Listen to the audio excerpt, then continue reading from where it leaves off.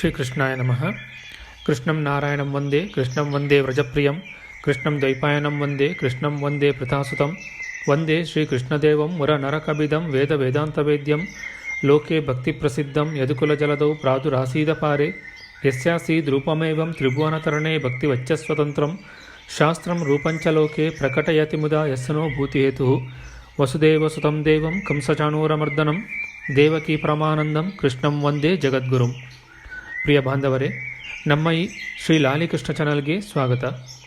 ಇಂದಿನ ವಿಡಿಯೋದಲ್ಲಿ ನಾವು ಶ್ರೀಮದ್ ಭಾಗವತ ಮಹಾಪುರಾಣದ 11ನೆಯ ಸ್ಕಂದದ 5ನೆಯ ಅಧ್ಯಾಯವಾದ ಭಕ್ತಿಹೀನ ಪುರುಷರ ಗತಿ ಮತ್ತು ಭಗವಂತನ ಪೂಜಾ ವಿಧಾನದ ವರ್ಣನೆಯ ವಿಚಾರ ಮಾಡೋಣ. ಶ್ರೀಕೃಷ್ಣಾಯ ನಮಃ. ರಾಜ ನಿಮಿಯು ಕೇಳಿದನು, ಆತ್ಮತತ್ವವನ್ನು ಅರಿತಿರುವ ಯೋಗೀಶ್ವರರೇ, ತಮ್ಮ ಇಂದ್ರಿಯಗಳನ್ನು ಜಯಿಸದವರು, ಜೊತೆಗೆ ಚಿತ್ತವು ಭೋಗಗಳ ಲಾಲಸೆಯಿಂದ ಅಶಾಂತವಾಗಿರುವ ಜನರು ಪ್ರಾಯಶಃ ಭಗವಂತನನ್ನು ಭಜಿಸುವುದಿಲ್ಲ. ಇಂತಹವರ ಗತಿ ಏನಾಗುತ್ತದೆ? 8ನೆಯವರಾದ ಶ್ರೀ ಚಮಸ ಯೋಗೀಶ್ವರರು ಹೇಳುತ್ತಾರೆ, ರಾಜನೇ, ವಿರಾಟ್ ಪುರುಷ ಪರಮಾತ್ಮನ ಮುಖ, ಬಾಹು, ಊರು, ಚರಣಗಳಿಂದ 4 ವರ್ಣ ಮತ್ತು ಆಶ್ರಮಗಳ ಉತ್ಪತ್ತಿಯು ಅವರವರ ಗುಣ ಹಾಗೂ ಕರ್ಮಗಳನುಸಾರ ಆಗಿದೆ. ಭಗವಂತನ ಮುಖದಿಂದ ಸತ್ವಪ್ರಧಾನ ಬ್ರಾಹ್ಮಣರ, ಬಾಹುಗಳಿಂದ ಸತ್ವ ರಜ ಮಿಶ್ರಿತ ಕ್ಷತ್ರಿಯರ, ತೊಡೆಗಳಿಂದ ರಜೋಗುಣ ತಮೋಗುಣ ಮಿಶ್ರಿತ ವೈಶ್ಯರ, ಚರಣಗಳಿಂದ ತಮೋಗುಣ ಪ್ರಧಾನ ಶೂದ್ರರ ಉತ್ಪತ್ತಿಯಾಯಿತು. ಹೀಗೆಯೇ ಹೃದಯ, ಜಂಘ, ವಕ್ಷಸ್ಥಳ, ಶಿರ ಇವುಗಳಿಂದ ಬ್ರಹ್ಮಚರ್ಯ, ಗೃಹಸ್ಥ, ವಾನಪ್ರಸ್ಥ ಮತ್ತು ಸನ್ಯಾಸ ಆಶ್ರಮಗಳು ಉಂಟಾದವು. ಈ ಪ್ರಕಾರ ವರ್ಣಾಶ್ರಮದ ವಿಭಾಗದಿಂದ ಇಡೀ ವಿಶ್ವವು ಭಗವಂತನಿಂದಲೇ ಉಂಟಾಗಿದೆ. ಈ 4 ವರ್ಣಗಳಲ್ಲಿನ ಜನರು ಪರಾತ್ಪರ ಪರಮಾತ್ಮನನ್ನು ಭಜಿಸದವರು, ಅವನನ್ನು ಆಧರಿಸದವರು ತಮ್ಮ ಸ್ಥಾನದಿಂದ ಭ್ರಷ್ಟರಾಗಿ ಅಧೋಗತಿಯನ್ನು ಪಡೆಯುತ್ತಾರೆ. ಇಂತಹ ಭಗವಂತನ ಹರಿಕಥಾ ಸತ್ಸಂಗಾದಿಗಳಿಂದ ದೂರವಿರುವ ಜನರೆಲ್ಲರೂ ಭಗವಂತನ ಸಂಕೀರ್ತನಾದಿಗಳಿಂದ ದೂರವಾದ ಸ್ತ್ರೀ ಶೂದ್ರಾದಿಗಳು ನಿಮ್ಮಂತಹ ಭಗವದ್ಭಕ್ತರ ಕೃಪಾಪಾತ್ರರಾಗಿದ್ದಾರೆ. ಬ್ರಾಹ್ಮಣ, ಕ್ಷತ್ರಿಯ, ವೈಶ್ಯ ಇವರುಗಳು ದ್ವಿಜಾತಿಗಳಾಗಿದ್ದಾರೆ. ಆದ್ದರಿಂದ ವೇದಾಧ್ಯಯನಾದಿ ಸಂಸ್ಕಾರಗಳಿಂದ ಸುಸಂಪನ್ನರಾದ ಕಾರಣ ಭಗವತ್ ಸನ್ನಿಧಾನ ಪಡೆಯಲು ವಿಶೇಷವಾಗಿ ಯೋಗ್ಯತೆ ಇರುವವರು. ಇಂತಹ ಸೌಲಭ್ಯ ಅವರಿಗೆ ದೊರಕಿದರೂ ಕೂಡ ಅವರಲ್ಲಿನ ಕೆಲವರು ಅಜ್ಞಾನಕ್ಕೆ ವಶೀಭೂತರಾಗಿ ವೇದಗಳಲ್ಲಿ ವರ್ಣಿಸಿದ ಸಕಾಮ ಕರ್ಮಗಳ ಅನುಷ್ಠಾನ ಮತ್ತು ಅವುಗಳ ಫಲಗಳಲ್ಲಿ ಮೋಹಿತರಾಗಿರುತ್ತಾರೆ. ಅಂತಹ ಜನರು ಕರ್ಮಗಳ ರಹಸ್ಯವನ್ನಾದರೂ ತಿಳಿಯುವುದೇ ಇಲ್ಲ. ಬದಲಿಗೆ ಗರ್ವಿತರು ಹಾಗೂ ಮೂರ್ಖರಾಗಿರುತ್ತಾರೆ ಹಾಗೂ ತಮ್ಮನ್ನು ಪಂಡಿತರೆಂದೇ ತಿಳಿದಿರುತ್ತಾರೆ. ಇಂತಹ ಉದ್ದಟ ಮೂರ್ಖ ಜನರು ಹೇಳುವ ಪುಷ್ಪಿತ ಮಧುರವಾಣಿಯನ್ನು ಕೇಳಿ ಅಜ್ಞಾನಿಗಳು ಮತ್ತರಾಗಿ ಉಬ್ಬಿ ಹೋಗುತ್ತಾರೆ. ಇಂತಹ ಜನರು ರಜೋಗುಣದಿಂದ ತುಂಬಿರುತ್ತಾರೆ. ಅವರ ಸಂಕಲ್ಪಗಳು ಭಯಾನಕವಾಗಿರುತ್ತವೆ. ಅವರ ಕಾಮನೆಗಳು ಎಂದೂ ಕೊನೆಗೊಳ್ಳುವುದಿಲ್ಲ. ಇವರು ಬಹಳ ಕ್ರೋಧಿಗಳಾಗಿದ್ದು ದಂಭಾಚಾರದಿಂದ ಕೂಡಿರುತ್ತಾರೆ. ಈ ಉನ್ಮತ್ತ ಪಾಪಕರ್ಮಿಗಳಾದರೂ ಭಗವಂತನ ಭಕ್ತರ ಉಪಹಾಸವನ್ನೇ ಮಾಡುತ್ತಾರೆ. ಇಂತಹ ಸ್ತ್ರೀ ಪರಾಯಣರಾದ ಜನರು ಪರಸ್ಪರ ಮನೆವಾರ್ತೆ ಹಾಗೂ ವ್ಯರ್ಥ ಸಾಂಸಾರಿಕ ಚರ್ಚೆಯಲ್ಲಿ ತಮ್ಮ ಅಮೂಲ್ಯ ಸಮಯವನ್ನು ನಾಶ ಮಾಡಿಕೊಳ್ಳುತ್ತಾರೆ. ಸ್ತ್ರೀ ಸಹವಾಸದಲ್ಲೇ ಅವರಿಗೆ ಸುಖವೆಲ್ಲವೂ ಸೀಮಿತವಾಗಿರುತ್ತದೆ. ಈ ಅಜ್ಞಾನಿ ಜನರು ಅನ್ನದಾನವಿಲ್ಲದೆ ದಕ್ಷಿಣೆಯಿಲ್ಲದೆ ಅವಿಧಿಪೂರ್ವಕ ಯಜ್ಞ ಮಾಡುತ್ತಿರುತ್ತಾರೆ. ತನ್ನ ಜೀವನ ನಿರ್ವಹಣೆಯ ವೃತ್ತಿಯಾಗಿ ಪಶುಗಳನ್ನು ಕೊಂದು ತಮ್ಮ ಇಂದ್ರಿಯಗಳನ್ನು ತೃಪ್ತಿಪಡಿಸುತ್ತಾರೆ. ಇಂತಹ ಜನರಿಗೆ ಯಜ್ಞಾನುಷ್ಠಾನದ ಹೆಸರಿನಲ್ಲಿ ಪಶುಹಿಂಸೆಯ ಮೂಲಕ ಗಳಿಸುವ ಪಾಪದ ಮೂಟೆಯ ಅರಿವೂ ಇರುವುದಿಲ್ಲ. ಇಂತಹ ದುಷ್ಟ ಜನರು ಧನ, ವೈಭವ, ಕುಲೀನತೆ, ವಿದ್ಯೆ, ದಾನ, ಸೌಂದರ್ಯ, ಬಲ, ಕರ್ಮ ಮುಂತಾದವುಗಳಿಂದ ಗರ್ವ, ಅಭಿಮಾನದಲ್ಲಿ ಮುಳುಗಿರುತ್ತಾರೆ.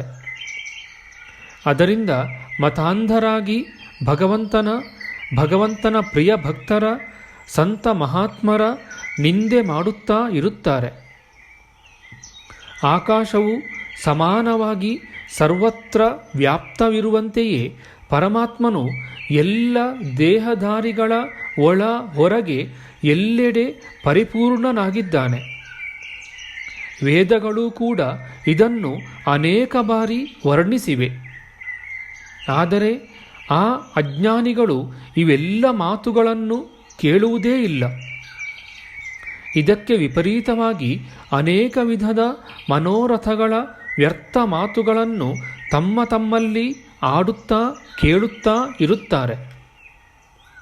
ಜೀವಿಗಳಲ್ಲಿ ಮೈಥುನ, ಮಾಂಸ, ಮದ್ಯ ಇವುಗಳ ಸೇವನೆಯ ಕಡೆಗೆ ಸ್ವಾಭಾವಿಕವಾಗಿಯೇ ಪ್ರವೃತ್ತಿ ಇರುತ್ತದೆ. ಇವು ಮೂರು ಪತನವಾಗಿಸುವಂತಹುದು.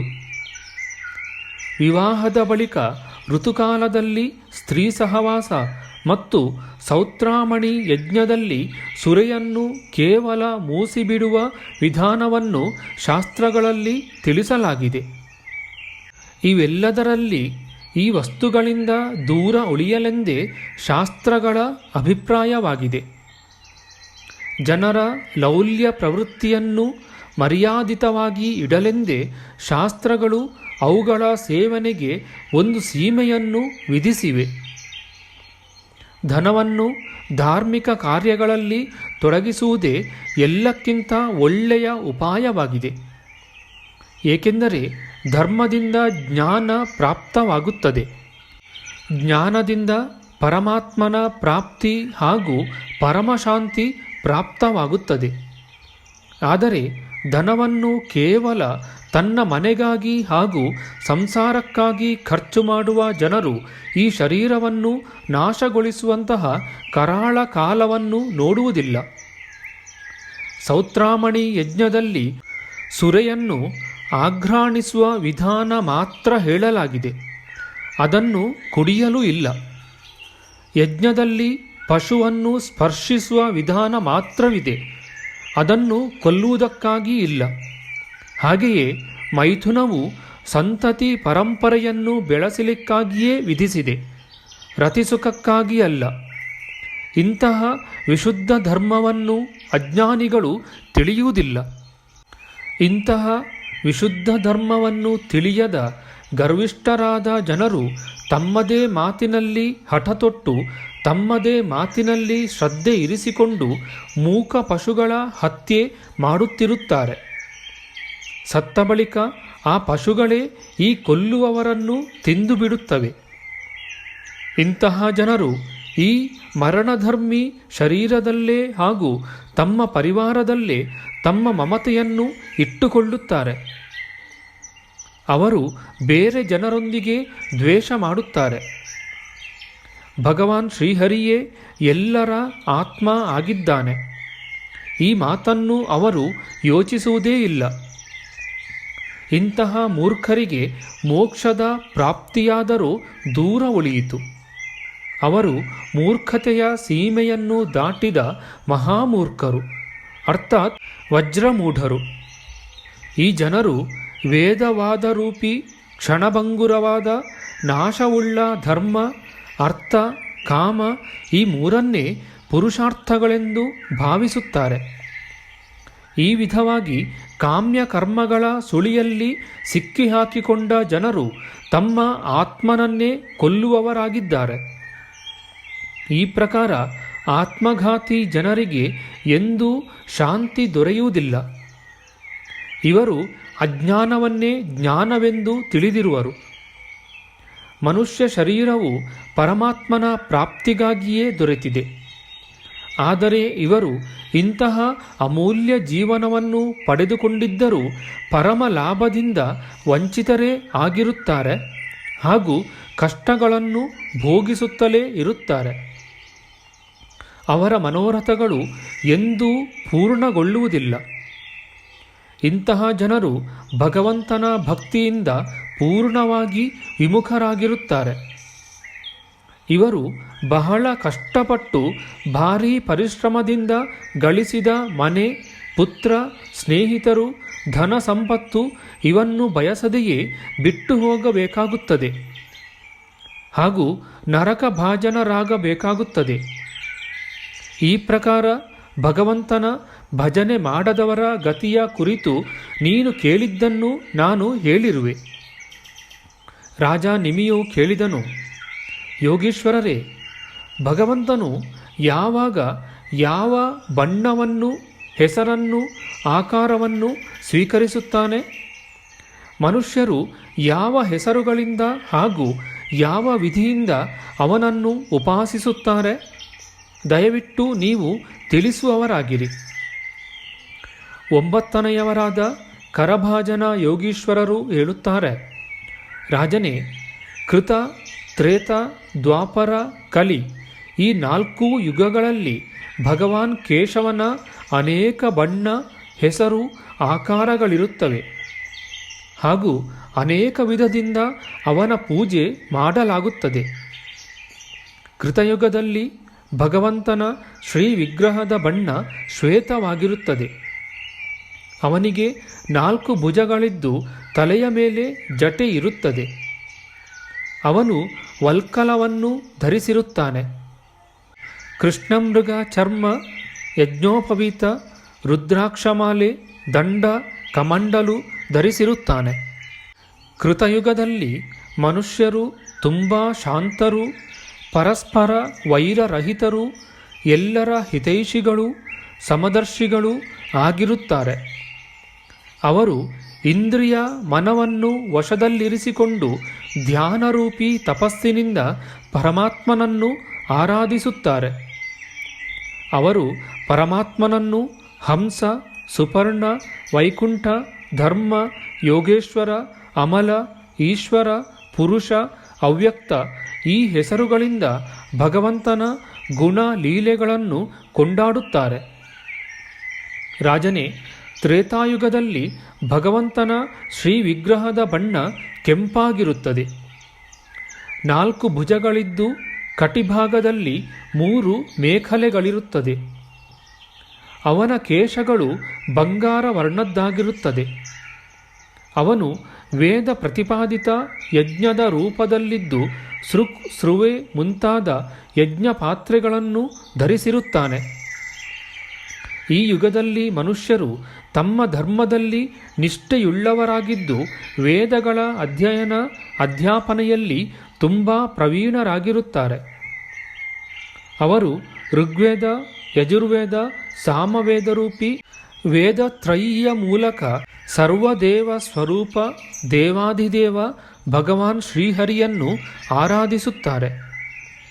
ಈ ತ್ರೇತಾಯುಗದಲ್ಲಿ ಹೆಚ್ಚಿನ ಜನರು ಭಗವಂತನನ್ನು ವಿಷ್ಣು, ಯಜ್ಞ, ಪ್ರಶ್ನೀಗರ್ಭ, ಸರ್ವದೇವ, ಉರುಕ್ರಮ, ವೃಷಾಕಪಿ, ಜಯಂತ, ಉರುಗಾಯ ಮುಂತಾದ ನಾಮಗಳಿಂದ ಕರೆದು ಅವನ ಗುಣ ಲೀಲಾದಿಗಳನ್ನು ಕೀರ್ತಿಸುತ್ತಾರೆ.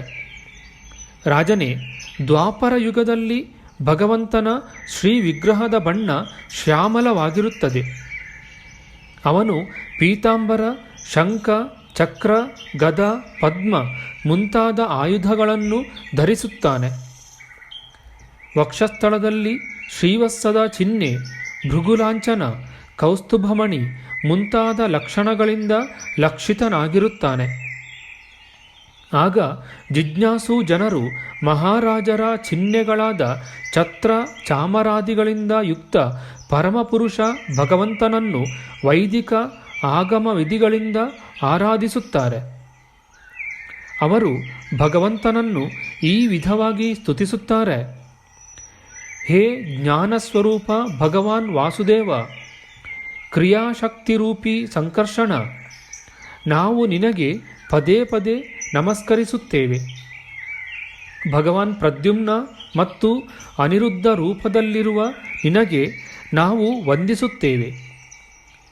ನಾರಾಯಣ ಋಷಿಯೇ, ಮಹಾತ್ಮ ನರನೇ, ವಿಶ್ವೇಶ್ವರ ವಿಶ್ವರೂಪಿ ಭಗವಾನ್ ಸರ್ವಭೂತಾತ್ಮ, ನಾವು ನಮಸ್ಕರಿಸುತ್ತೇವೆ. ರಾಜನೇ, ದ್ವಾಪರ ಯುಗದಲ್ಲಿ ಜನರು ಈ ಪ್ರಕಾರ ಜಗದೀಶ್ವರ ಭಗವಂತನನ್ನು ಸ್ತುತಿಸುತ್ತಾರೆ. ಹೀಗೆಯೇ ಕಲಿಯುಗದಲ್ಲಿಯೂ ಅನೇಕ ಆಗಮೋಕ್ತ ರೀತಿಯಿಂದ ಭಗವಂತನನ್ನು ಹೇಗೆ ಪೂಜಿಸುತ್ತಾರೋ ಅದರ ವರ್ಣನೆಯನ್ನು ಕೇಳು. ಕಲಿಯುಗದಲ್ಲಿ ಭಗವಂತನ ಬಣ್ಣವಾದರೂ ಕೃಷ್ಣವಾಗಿರುತ್ತದೆ. ಆದರೆ ಆ ಕೃಷ್ಣವರ್ಣವು ಇಂದ್ರನೀಲ ಕಾಂತಿಯಂತೆ ಉಜ್ವಲವಾಗಿರುತ್ತದೆ. ಅರ್ಥಾತ್ ಬಹಳ ಮನೋಹರ ರೂಪ ಅವನದಾಗಿರುತ್ತದೆ. ಎಲ್ಲರನ್ನೂ ತನ್ನತ್ತ ಸೆಳೆದುಕೊಂಡು ಆನಂದಿತರನ್ನಾಗಿಸುತ್ತಾನೆ. ಅವನು ಹೃದಯಾದಿ ಅಂಗ ಕೌಸ್ತುಭಾದಿ ಉಪಾಂಗಗಳಿಂದಲೂ ಸುದರ್ಶನಾದಿ ಅಸ್ತ್ರ ಸುನಂದಾದಿ ಪಾರ್ಷದರಿಂದಲೂ ಕೂಡಿಕೊಂಡಿರುತ್ತಾನೆ. ಈ ಯುಗದಲ್ಲಿ ಶ್ರೇಷ್ಠ ಬುದ್ಧಿ ಸಂಪನ್ನರಾದ ಜನರು ಅವನ ನಾಮ ಗುಣ ಲೀಲೆ ಮುಂತಾದವುಗಳು ಪ್ರಧಾನವಿರುವ ಸಂಕೀರ್ತನ ಯಜ್ಞದ ಮೂಲಕ ಅವನನ್ನು ಆರಾಧಿಸುತ್ತಾರೆ. ಅವರು ಈ ವಿಧವಾಗಿ ಭಗವಂತನನ್ನು ಸ್ತುತಿಸುತ್ತಾರೆ. ಓ ಶರಣಾಗತವತ್ಸಲ ಪ್ರಭೋ, ಮಹಾಪುರುಷನೇ, ನಿನ್ನ ಚರಣಾರವಿಂದಗಳಲ್ಲಿ ಪದೇ ಪದೇ ನಾವು ನಮಸ್ಕರಿಸುತ್ತೇವೆ. ನಿನ್ನ ಚರಣಕಮಲಗಳು ಸದಾಕಾಲ ಧ್ಯಾನಿಸಲು ಯೋಗ್ಯವಾಗಿವೆ. ಅವು ಧ್ಯಾನ ಮಾಡುವವರ ಎಲ್ಲ ಪ್ರಕಾರದ ಸಂಕಟಗಳನ್ನು ಇಲ್ಲವಾಗಿಸುವಂತಹುಗಳು. ಭಕ್ತರಿಗೆ ಅಭೀಷ್ಟಪ್ರದವಾಗಿದೆ. ತೀರ್ಥ ಸ್ವರೂಪವಾಗಿವೆ. ಶಿವ ಬ್ರಹ್ಮಾದಿ ದೇವತೆಗಳು ಅನವರತ ಇವನನ್ನು ವಂದಿಸುತ್ತಿರುತ್ತಾರೆ. ಶರಣಾಗಲು ಯೋಗ್ಯವಾಗಿದ್ದು ಭಕ್ತರ ಎಲ್ಲ ವಿಘ್ನ ಬಾಧೆಗಳನ್ನು ಕಳೆಯುವಂತಹವುಗಳು. ಸಂಸಾರ ಸಾಗರವನ್ನು ದಾಟಿ ಹೋಗಲು ದೋಣಿಯಂತಿವೆ. ಇಂತಹ ನಿನ್ನ ಚರಣ ಕಮಲಗಳಿಗೆ ಪುನಃ ಪುನಃ ವಂದಿಸುತ್ತೇವೆ. ಓ ಧರ್ಮಪಾಲಕ, ಮಹಾಪುರುಷನೇ, ನಾವು ನಿನ್ನ ಚರಣ ಕಮಲಗಳಲ್ಲಿ ಅನಂತ ಪ್ರಣಾಮಗಳನ್ನು ಮಾಡುತ್ತೇವೆ. ದೇವತೆಗಳೂ ಕೂಡ ಆಶಿಸುತ್ತಿರುವ ಅಯೋಧ್ಯೆಯ ರಾಜ್ಯಲಕ್ಷ್ಮಿಯನ್ನು ತ್ಯಾಗ ಮಾಡುವುದು ಬೇರೆಯವರಿಗೆ ತುಂಬು ಕಠಿಣವೇ ಆಗಿದೆ. ಆದರೆ ಪಿತೃವಾಕ್ಯ ಪರಿಪಾಲನೆಗಾಗಿ ಅದನ್ನು ಬಿಟ್ಟು ವನಕ್ಕೆ ನಡೆದ ಚರಣ ಕಮಲಗಳಿಗೆ, ಪ್ರಿಯಪತ್ನಿ ಸೀತೆಗಾಗಿ ಮಾಯಾಮೃಗದ ಹಿಂದೆ ಓಡಿದ ಚರಣಾರವಿಂದಗಳಿಗೆ ನಾವು ಕೋಟಿ ಕೋಟಿ ಪ್ರಣಾಮ ಸಲ್ಲಿಸುತ್ತೇವೆ. ರಾಜನೇ, ಈ ವಿಧವಾಗಿ ವಿಭಿನ್ನ ಯುಗದ ಜನರು ತಮ್ಮ ತಮ್ಮ ಯುಗಕ್ಕನುರೂಪವಾಗಿ ನಾಮ ಮತ್ತು ರೂಪಗಳ ಮೂಲಕ ಬೇರೆ ಬೇರೆ ಪ್ರಕಾರದಿಂದ ಭಗವಂತನನ್ನು ಆರಾಧಿಸುತ್ತಾರೆ. ಧರ್ಮ, ಅರ್ಥ, ಕಾಮ, ಮೋಕ್ಷ ಮೊದಲಾದ ಎಲ್ಲ ಪುರುಷಾರ್ಥಗಳ ಏಕಮಾತ್ರ ಸ್ವಾಮಿಯಾದರೂ ಭಗವಾನ್ ಶ್ರೀಹರಿಯೇ ಆಗಿರುವನು. ಇದರಲ್ಲಿ ಸಂದೇಹವೇ ಇಲ್ಲ. ಯುಗಗಳ ಗುಣಗಳನ್ನು ಬಲ್ಲವರು, ಸಾರಗ್ರಾಹಿಗಳು ಕಲಿಯುಗವನ್ನು ತುಂಬ ಪ್ರಶಂಸಿಸುತ್ತಾರೆ. ಕಾರಣ ಈ ಕಲಿಯುಗದಲ್ಲಿ ಕೇವಲ ಭಗವಂತನ ನಾಮ ಸಂಕೀರ್ತನದಿಂದಲೇ ಎಲ್ಲ ಪ್ರಕಾರದ ಸ್ವಾರ್ಥ ಮತ್ತು ಪರಮಾರ್ಥ ಲಭಿಸುತ್ತದೆ. ದೇಹಾಭಿಮಾನಿ ಜೀವರು ಈ ಸಂಸಾರ ಚಕ್ರದಲ್ಲಿ ಸುತ್ತುತ್ತಾ ಇರುತ್ತಾರೆ. ಅವರಿಗಾಗಿ ಭಗವಂತನ ನಾಮ ಸಂಕೀರ್ತನೆಯಂತಹ ಸರಳ ಸಾಧನೆ ಇದೆ. ಇದರಿಂದ ಪರಮ ಶಾಂತಿಯು ಸಿಗುತ್ತದೆ ಹಾಗೂ ಎಂದೆಂದಿಗೂ ಜನ್ಮ ಮರಣಗಳ ಪರಿಭ್ರಮಣೆ ಮುಗಿದು ಹೋಗುತ್ತದೆ. ಮನುಷ್ಯನಿಗೆ ಇದರಿಂದ ಮಿಗಿಲಾದ ಇನ್ನೊಂದು ಲಾಭವೂ ಇಲ್ಲವೇ ಇಲ್ಲ. ರಾಜನೇ, ಕೃತಯುಗವೇ ಮೊದಲಾದ ಯುಗಗಳಲ್ಲಿ ಹುಟ್ಟಿದ ಜನರೂ ಕೂಡ ಈ ಕಲಿಯುಗದಲ್ಲಿ ಜನ್ಮ ತಳೆಯಲು ಆಶಿಸುತ್ತಾರೆ. ಏಕೆಂದರೆ ಕಲಿಯುಗದಲ್ಲಿ ಅಲ್ಲಲ್ಲಿ ಭಗವಾನ್ ನಾರಾಯಣನ ಶರಣಾಗತರು ಮತ್ತು ಅವನ ಆಶ್ರಿತರಾದ ಅನೇಕ ಭಕ್ತರು ಉಂಟಾಗುವರು. ಎಲೆ ರಾಜನೇ, ಕಲಿಯುಗದಲ್ಲಿ ದ್ರವಿಡ ದೇಶದಲ್ಲಿ ಅಂದರೆ ದಕ್ಷಿಣ ಭಾರತದಲ್ಲಿ ಅನೇಕ ಭಕ್ತರಾಗುವರು. ತಾಮ್ರಪರ್ಣಿ, ಕೃತಮಾಲ, ಪಯಸ್ವಿನಿ, ಪರಮ ಪವಿತ್ರ ಕಾವೇರಿ, ಮಹಾನದಿ ಹಾಗೂ ಪ್ರತಿಚಿ ಮೊದಲಾದ ನದಿಗಳು ಹರಿಯುವಲ್ಲೆಲ್ಲ ಭಕ್ತರು ಹುಟ್ಟುವರು. ರಾಜನೇ, ಈ ಪವಿತ್ರ ನದಿಗಳ ನೀರನ್ನು ಕುಡಿದವರ ಅಂತಃಕರಣ ಶುದ್ಧವಾಗಿ ಅವರು ಭಗವಾನ್ ವಾಸುದೇವನ ಪರಮ ಭಕ್ತರಾಗುವರು. ಶರಣಾಗಲು ಏಕಮಾತ್ರ ಭಗವಂತನೇ ಯೋಗ್ಯನಾಗಿದ್ದಾನೆ. ಪೂರ್ಣ ರೂಪದಿಂದ ಭಗವಂತನಿಗೆ ಶರಣಾದ ಭಕ್ತನು ದೇವತೆಗಳು, ಋಷಿಗಳು, ಪಿತೃಗಳು, ಕುಟುಂಬಿಗಳು, ಅತಿಥಿಗಳು ಹೀಗೆ ಇವರೆಲ್ಲರ ಋಣದಿಂದ ಮುಕ್ತನಾಗುತ್ತಾನೆ. ಅವನು ಇವರಲ್ಲಿ ಯಾರ ಕಿಂಕರನೂ ಆಗಿರುವುದಿಲ್ಲ.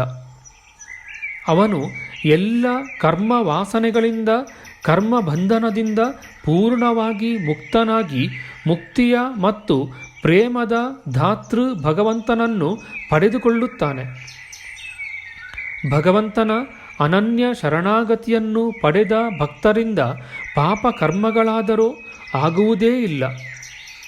ಕದಾಚಿತ್ ಯಾವುದಾದರೂ ಪಾಪಕರ್ಮ, ನಿಷಿದ್ಧ ಕರ್ಮ ನಡೆದು ಹೋದರೂ ಎಲ್ಲರ ಹೃದಯದಲ್ಲಿ ವಿರಾಜಮಾನನಾದ ಸರ್ವೇಶ್ವರ ಭಗವಾನ್ ಶ್ರೀಹರಿಯು ಸ್ವತಃ ಅವನ ಹೃದಯದ ಪಾಪಗಳನ್ನು ಮತ್ತು ಪಾಪ ವಾಸನೆಗಳನ್ನು ತೊಳೆದು ಅವನನ್ನು ಶುದ್ಧವಾಗಿಸುತ್ತಾನೆ. ಈ ಪ್ರಕಾರ ನವಯೋಗೀಶ್ವರರ ಪ್ರಕರಣವು ಶರಣಾಗತಿಯಿಂದ ಪ್ರಾರಂಭವಾಗಿ ಪರ್ಯವಸಾನವು ಶರಣಾಗತಿಯಲ್ಲೇ ಆಗಿದೆ. ಆತ್ಯಂತಿಕ ಶ್ರೇಯಸ್ಸನ್ನು ಪಡೆಯಲು ಶರಣಾಗತಿಯೇ ಸರ್ವೋತ್ಕೃಷ್ಟ ಸಾಧನೆಯಾಗಿದೆ. ನಾರದರು ಹೇಳುತ್ತಾರೆ, ವಸುದೇವನೇ, ಮಿಥಿಲಾಧೀಶ ರಾಜ ನಿಮಿಯು 9 ಯೋಗೀಶ್ವರರಿಂದ ಈ ವಿಧವಾಗಿ ಭಾಗವತ ಧರ್ಮಗಳ ವರ್ಣನೆಯನ್ನು ಕೇಳಿ ಬಹಳ ಆನಂದಿತನಾದನು. ಅವನು ತನ್ನ ಋತ್ವಿಜರು ಮತ್ತು ಆಚಾರ್ಯರೊಂದಿಗೆ ಋಷಭನಂದನ ನವಯೋಗೀಶ್ವರರನ್ನು ಭಕ್ತಿಯಿಂದ ಪೂಜಿಸಿದನು. ಇದಾದ ಬಳಿಕ ಎಲ್ಲರೂ ನೋಡುತ್ತಿರುವಂತೆಯೇ ಆ ಸಿದ್ಧರು ಅಂತರ್ಧಾನರಾದರು. ವಿದೇಹರಾಜ ನಿಮಿಯು ಅವರಿಂದ ಕೇಳಿದ ಭಾಗವತ ಧರ್ಮಗಳನ್ನು ಆಚರಿಸುತ್ತಾ ಪರಮಗತಿಯನ್ನು ಪಡೆದುಕೊಂಡನು. ಮಹಾಭಾಗ್ಯವಂತನಾದ ವಸುದೇವನೇ, ನಾನು ನಿನ್ನ ಮುಂದೆಯೂ ಭಾಗವತ ಧರ್ಮಗಳನ್ನು ವರ್ಣಿಸಿರುವೆನು. ನೀನೂ ಕೂಡ ಶ್ರದ್ಧೆಯಿಂದ ಇವುಗಳನ್ನು ಆಚರಿಸಿದರೆ ಕೊನೆಗೆ ಎಲ್ಲ ಆಸಕ್ತಿಗಳಿಂದ ಬಿಡುಗಡೆ ಹೊಂದಿ ಪರಮಪದವನ್ನು ಪಡೆದುಕೊಳ್ಳಬಲ್ಲೆ. ವಸುದೇವನೇ, ನಿನ್ನ ಮತ್ತು ದೇವಕಿಯ ಕೀರ್ತಿಯಿಂದಲಾದರೂ ಇಡೀ ವಿಶ್ವವೇ ತುಂಬಿ ಹೋಗಿದೆ. ಏಕೆಂದರೆ ಸರ್ವಶಕ್ತಿಮಂತ ಭಗವಾನ್ ಶ್ರೀಕೃಷ್ಣನು ನಿಮ್ಮ ಪುತ್ರನಾಗಿ ಅವತರಿಸಿರುವನು. ನೀವುಗಳೆಲ್ಲ ಭಗವಂತನ ದರ್ಶನ, ಆಲಿಂಗನ ಹಾಗೂ ಮಾತುಕತೆಗಳಿಂದ ಅವನನ್ನು ಮಲಗಿಸುವುದು, ಆಡಿಸುವುದು ಇವುಗಳ ಮೂಲಕ ವಾತ್ಸಲ್ಯ ಸ್ನೇಹಗೈದು ನಿಮ್ಮ ಹೃದಯವನ್ನು ಪವಿತ್ರವಾಗಿಸಿಕೊಂಡಿರುವಿರಿ. ಇದರಿಂದ ನೀವು ಪರಮ ಪವಿತ್ರರಾಗಿ ಹೋಗಿದ್ದೀರಿ.